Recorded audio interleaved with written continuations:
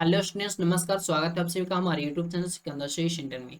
इस वीडियो हम लोग क्लास 10th का एनसीईआरटी बुक प्रश्नावली 9.1 में क्वेश्चन नंबर 12 को सोल्यूशन करेंगे। इसके पहले 11 तक के सारे प्रश्नों का सोल्यूशन हो चुका है। अगर उस वीडियो को देखना चाहते हैं तो हमारे यूट्यूब चैनल के प्लेलिस्ट में जाकर बिल्कुल लगातार प्रश्नों का सोल्यूशन देख सकते हैं। प्रश्न को सही से समझिएगा और वीडियो को शुरू से अंत तक देखिएगा। ठीक है। अगर वीडियो अच्छा लगे तो वीडियो को लाइक और चैनल को सब्सक्राइब जरूर कीजिएगा। प्रश्न संख्या 12 में आपका प्रश्न करता है 7 मीटर ऊंचे भवन के शिखर से एक एक केबल टावर के शिखर का उन्नयन कोण 60 डिग्री है। यानी कि एक भवन है और एक क्या है, टावर है। और कह रहा है कि भवन के शिखर से केबल टावर के शिखर का उन्नयन कोण 60 डिग्री है। तो चलिए इसको एक फिगर के जरिए समझते हैं। देखिए यहाँ पे एक फिगर बनाया हुआ है, जो कि यहाँ पे ये फिगर है। और ये आपका क्या है, ए बी हमारा क्या है, तो ए बी हमारा भवन है। ये आपका क्या है, तो भवन है। और ये क्या है आपका, ये यहाँ से यहाँ तक क्या है, आपका पूरा का पूरा क्या है, टावर है। ठीक है, तो ये आप टावर है, ये पूरा का पूरा क्या है, टावर है।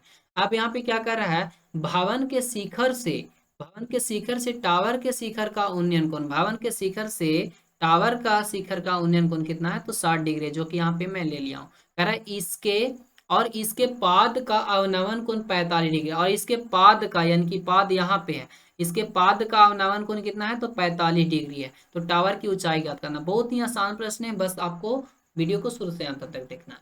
देखिए यहाँ पे एक त्रिभुज ए बी सी बन रहा है और एक त्रिभुज डी ई ए बन रहा है। तो यही दोनों की मदद से हम क्या करेंगे, टावर की ऊंचाई को ज्ञात करेंगे। सबसे पहले यहाँ पे लिखेंगे, जो स्टेटमेंट है उसको लिखेंगे। मानेंगे ये कि ए बी एक भवन है, ए बी हमारा एक भवन है जिसका ऊंचाई 7 मीटर है, जिसका ऊंचाई 7 मीटर है। तथा डीसी एक टावर है, तथा डी और सी एक टावर है। ठीक है, हमें डीसी यानी कि टावर की ऊंचाई ज्ञात करना है, हमें डीसी यानी टावर की ऊंचाई ज्ञात करना है। यहाँ पे एक चीज और बात को ध्यान देना है। देखिए हमें निकालना क्या है, सबसे पहले टावर की ऊंचाई ज्ञात करना है, जो कि हमें यहाँ से यहाँ तक टावर की ऊंचाई पता है। देखिए यहाँ से यहाँ तक टावर की ऊंचाई पता है, क्योंकि ये भवन आपका यहाँ से भवन के सीधा देखिए देखिए 7 मीटर यहाँ से यहाँ तक है, तो यहाँ से यहाँ तक कितना हो जाएगा, 7 मीटर हो जाएगा, जो कि यहाँ पे लिखा हुआ है। अब हमें यहाँ से यहाँ तक के मान को पता करना है ना, तो यहाँ से यहाँ तक हमें मान को नहीं पता है, तो इसे हम ऐसे ही छोड़ देंगे। ये आधा तो पता है, ये हमें नहीं पता, तो इसको हमको निकालना है, यानी कि डी और ई निकालना है, और यहाँ से ई और सी तो आपका पता है।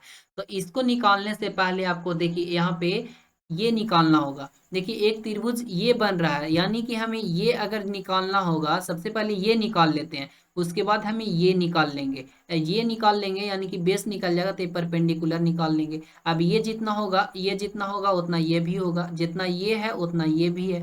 ठीक है, तो हम क्या करते हैं, सबसे पहले त्रिभुज ए बी सी में काम करते हैं। तो लिखेंगे समकोण त्रिभुज ए बी सी में एंगल बी जो आपका है 90 डिग्री है, और एंगल सी जो है आपका वो 45 डिग्री है। ये आपका एंगल सी हो गया 45 डिग्री।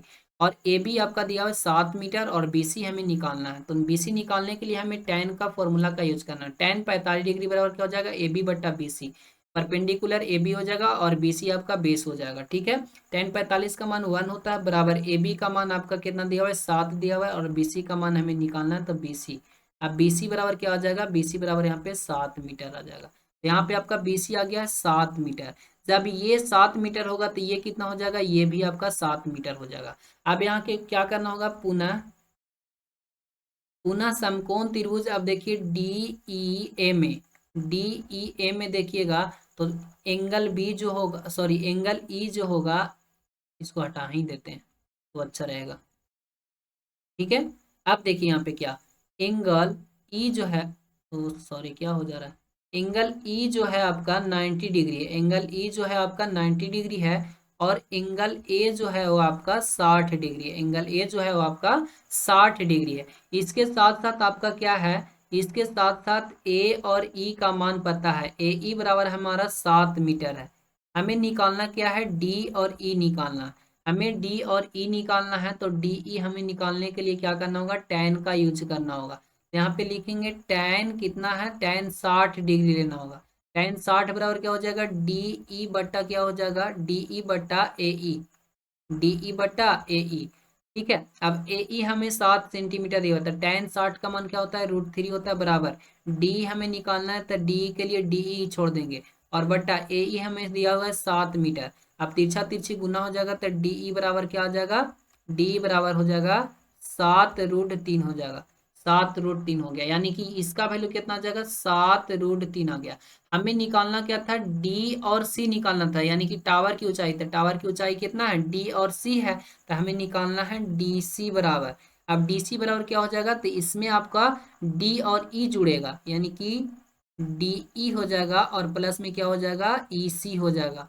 ये दोनों को जोड़ेंगे तब ना हमारा बड़ा भुजा निकलेगा, ई और डी और सी। यहाँ से हो जाएगा डी सी बराबर, डीई आपका आया हुआ है, डी आया हुआ है 7√3 आया हुआ है, प्लस ई सी आपका कितना आया हुआ है, तो ई और सी आपका कितना है, तो यहाँ पे 7 दिया हुआ था, 7 हो जाएगा।